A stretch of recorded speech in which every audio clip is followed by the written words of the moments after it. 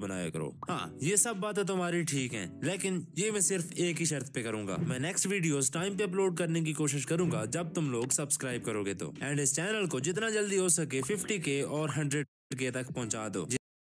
Next video बनाने में support मिलेगी। तो अब आते हैं इस वीडियो पे, जो कि मैं व्हाट इफ से हटके बना रहा हूँ। और आज हम सिर्फ और सिर्फ बात करेंगे डीमन स्लेयर मार्क के ऊपर कि आखिर ये होता क्या है और किन किन डीमन स्लेयर ने इसको एक्टिवेट किया है। मतलब आज मैं डीमन स्लेयर मार्क को खुल के एक्सप्लेन करने वाला हूँ। सबसे पहले अगर डीमन स्लेयर मार्क की बात की जाए तो ये सिर्फ और सिर्फ उस वक्त ही अवेकन होगा जब तुम किसी अवेकन डीमन स्लेयर से मिले होगे तो, या वो स्लेयर तुम्हारे साथ रहता हो, या तुम्हारा उससे कभी आमना सामना हुआ हो। अब स्टोरी में सबसे पहले तांजुरा ने इस मार्क को एक्टिवेट किया था, जिसके बाद बाकी अशीराज भी डीमन स्लेयर मार्क को अचीव कर पाए थे। और हिस्ट्री में सबसे पहले जिसने इस मार्क को अचीव किया था वो था यूरिची सुगीकोनी, और उसी की वजह से बाकी स्लेयर की बॉडी पे भी मार्क अपीयर होना शुरू हो गए थे। लेकिन इस मार्क को अचीव करने से तुम्हारा लाइफ स्पैन बहुत कम हो जाता है। डीमन स्लेयर्स बस मार्क के साथ 25 ईयर तक ही जिंदा रह पाते हैं, और इसका रीजन मोइचिरो ने सीजन 3 में बता रखा है कि जब कोई इस मार्क को अनलॉक करता है तो उसका बॉडी टेम्परेचर नॉर्मल से 39 डिग्री सेंटीग्रेड तक इंक्रीज हो जाता है, और उसकी हार्ट बीट नॉर्मल से 200 बीट पर मिनट तक बढ़ जाती है। एंड इसी वजह से उस स्लेयर की बॉडी ज्यादा देर तक जिंदा नहीं रह पाती और 25 तक ही मर जाती है। लेकिन यूरिची सुगीकोनी ने मार्क के साथ भी 80+ एज गुजारी थी, क्योंकि वो मार्क के साथ बॉर्न हुआ था, इसलिए उसकी बॉडी को ये टेम्परेचर और ये हार्ट बीट नॉर्मली फील होती थी, जिसका मतलब उसकी बॉडी ने इस चीज को अडॉप्ट कर लिया था। अब इस मार्क की दो और एबिलिटीज भी हैं जो कि सिर्फ इस मार्क को अवेकन करने के बाद ही मिलती हैं, ट्रांसपेरेंट वर्ल्ड और सेल्फलेस स्टेट। लेकिन ये बता दूं कि ट्रांसपेरेंट वर्ल्ड सबसे पहले तांजुरा ने अचीव की थी, क्योंकि मार्क भी सबसे पहले उसी ने अनलॉक किया था। एंड तांजुरा ने ट्रांसपेरेंट वर्ल्ड का यूज सीजन 3 में किया था,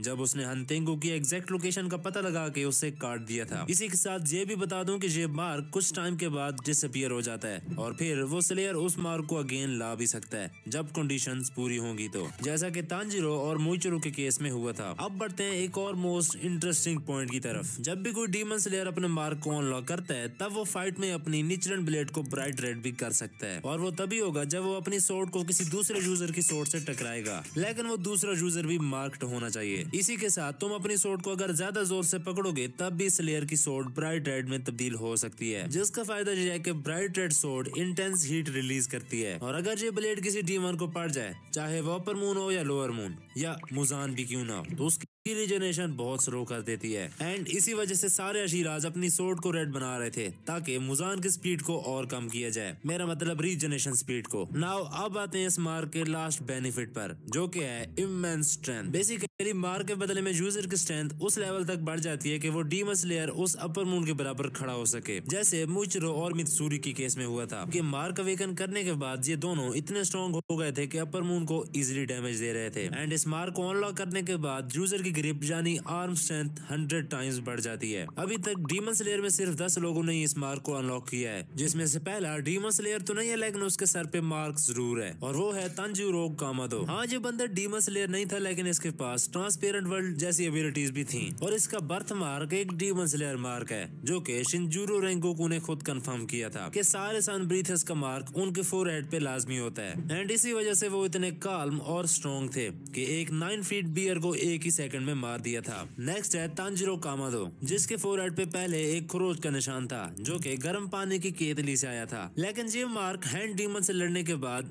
ऐसे चेंज हो गया, और सीजन 2 में जब तांजिरो मार्क अनलॉक करता है तो उसका पुराना मार्क और ज्यादा इंक्रीज हो जाता है, लेकिन फाइट के बाद फिर से नॉर्मल हो जाता है। इसी तरह सीजन 3 में भी ये मार्क सीजन 2 वाले मार्क से ज्यादा आगे बढ़ा था, क्योंकि ये सन ब्रीथर है, इसलिए इसका मार्क भी सन से रिजेंबल करता है, कलर और शेप दोनों। अब हर स्लेयर का मार्क डिफरेंट होता है, जो कि डिपेंड करता है उसकी ब्रीथिंग पर। जैसे अब मोइचिरो का कुछ ऐसे मार्क था और सानमे का ऐसे। अब नेक्स्ट है मोइचिरो तोकितो। मोइचिरो ने अपना मार्क अनलॉक करते हुए ग्योको को विदाउट एनी प्रॉब्लम मार गिराया था, जबकि मार्क से पहले वो ग्योको को फेस भी नहीं कर पा रहा था। और इसकी फाइनल बैटल में जब इसने मून 1 से फाइट की थी तब अगेन इसका मार्क अपीयर हो गया था, और आखिर में इसने तो ट्रांसपेरेंट वर्ल्ड का यूज करके उसे स्टैब भी कर दिया था, वो भी रेड ब्लेड से। नेक्स्ट आशीरा है मित्सुरी, जिसने हंतेंगू के फाइनल क्लोन जुहाकोटेन के अगेंस्ट अपना मार्क अनलॉक किया था, जिससे उसकी स्पीड और स्ट्रेंथ और ज्यादा इंक्रीज हो गई थी। लेकिन मार्क के साथ भी वो जुहाकोटेन को ज्यादा देर तक फेस नहीं कर पाई थी। और हाँ, मित्सुरी का मार्क सिर्फ सीजन 3 में ही अनलॉक हुआ है और बाकी कहीं नहीं हुआ। नेक्स्ट आशीरा है ग्यू तोमियोका। ग्यू मेरा पर्सनली फेवरेट आशीरा भी है, क्योंकि ये अपने काम से काम रखता है और हर वक्त काल्म रहता है, लेकिन आगाज़ा के सामने आने के बाद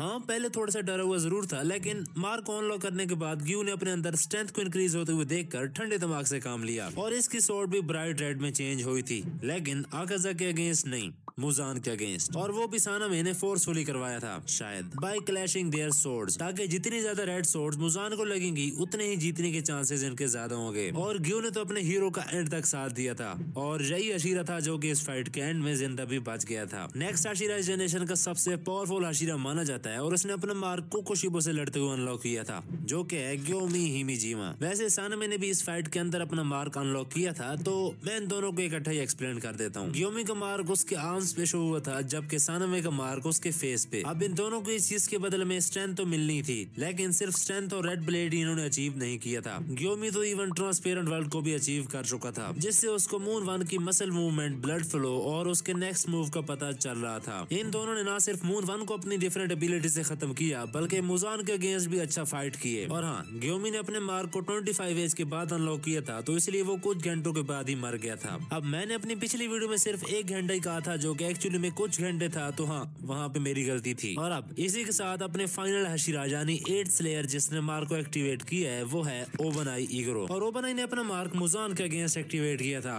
उस वक्त ओबनाई की फिजिकल एबिलिटीज तो काफी ज्यादा एनहांस हो चुकी थी, जिससे उसने कई बार मुजान को बहुत बुरा डैमेज दिया था। एंड उसने भी अपनी सोर्ड को ब्राइट रेड में कन्वर्ट कर लिया था, जिस तरह मुचुरो ने किया था। और ओबनाई ने अपनी सोर्ड को इतने जोर से पकड़ा था कि लैक ऑफ ऑक्सीजन से ये बेहोश होने वाला था। सिर्फ यही नहीं, उसने ट्रांसपेरेंट वर्ल्ड तक का भी यूज कर लिया था, जिससे उसे मुजान के वाइटल ऑर्गन देखने में मदद मिली थी, लेकिन सिर्फ कुछ ही सेकंड्स के लिए।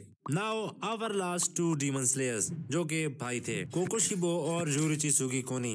अब मून वन ने तो यूरिची की ट्रेनिंग में अपना मार्क अनलॉक किया था, लेकिन वो मरने के डर से डीमन बन गया था। लेकिन वो ट्रांसपेरेंट वर्ल्ड से बहुत अच्छे तरीके से देख सकता था। मांगा में जब इसने मुचुरो को देखा था, तो उसे फौरन पता चल गया था कि ये मेरा ही डिसेंडेंट है। इसी तरह गेंजो को देख के उसे ये पता चल गया था कि ये डीमन कंज्यूम करता है और बदले में उसे स्ट्रेंथ मिलती है। लेकिन इसके बावजूद भी इन्हीं दोनों ने कोकोशिबो को एंड में खत्म करने में मदद की थी। अब लास्ट में इस गोटेड बंदे का तो तुम सबको नॉलेज होगा, और वैसे भी मैंने इस वीडियो के दरम्यान में इसके बारे में कुछ भी बता दिया था, लेकिन फिर भी 1-2 लाइंस और ऐड कर देता हूँ। जैसे इसने अपनी सोर्ड को सबसे पहले रेड किया था, और इसकी ब्राइट रेड सोर्ड और इन हशीराज की ब्राइट रेड सोर्ड में बहुत ज्यादा फर्क है। इसी के साथ यूरिची सेल्फलेस स्टेट में भी काफी ज्यादा एक्सपर्ट था, और ये दोनों एबिलिटीज शुरू से इसके पास थी। तो सोचो कि ये बंदा कितना डैमेज दे सकता है। इससे पहले कि मैं यहाँ पे वीडियो एंड करूँ, तो मैं एक बहुत ही जरूरी बात बताने वाला हूँ, जो कि तुम्हें कोई और नहीं बताएगा, और वो ये है सब्सक्राइब।